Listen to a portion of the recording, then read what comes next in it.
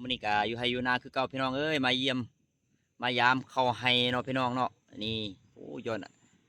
เวลาไปใน10 ปีที่แล้วเนาะที่ยังเฮ็ดให้เขาเนาะนี่มื้อนี้ก็มีโอกาสได้มาสัมผัสบรรยากาศแบบนี้อ่าอึดบ่อยากเนาะคือมักของกินนี่ธรรมชาติแบบนี้นะนี่เนาะทุกคนเนาะนี่ธรรมชาติคักหลาย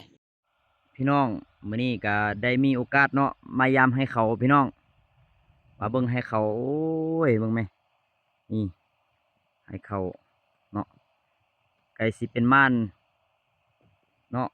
นี่นี่เนาะให้เขาพี่น้องนี่มื้อนี้ก็อยู่ให้อยู่นาคือเก่าโอ้เบิ่งภูเบิ่งผาพี่น้องเอ้ยอ่อนซ้อนหลายอยู่กับธรรมชาติแบบนี้เนาะย้อนอดีตกลับไปใน10 ปีที่แล้วเนาะมื้อนี้ก็ได้มาเยี่ยมยามอีกครั้งหนึ่งอืม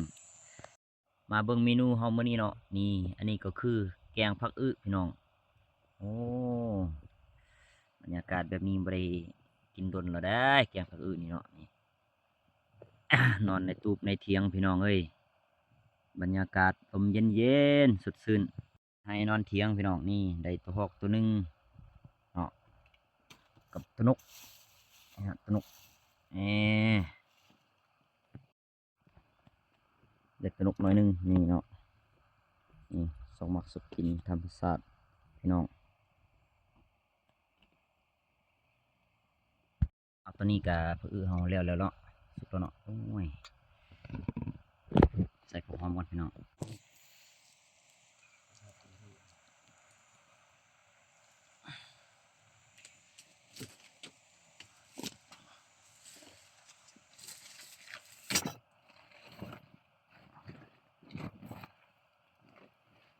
อยู่ให้อยู่หน้าแบบนี้แหละพี่น้องเลย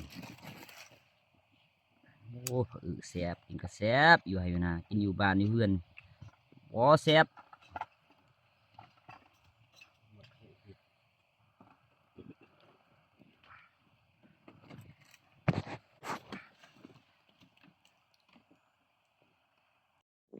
เอามาเด้อพี่น้องกินข้าวกันเนาะนี่ขออนุญาตกินข้าวก่อนเนาะทุกคนเนาะโอ้ยสดน้ำแกงมาอึก่อน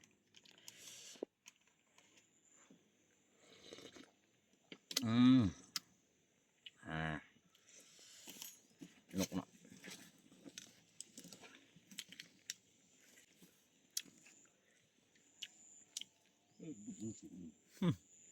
ทักเลยเอากินข้าวก่อนพี่น้อง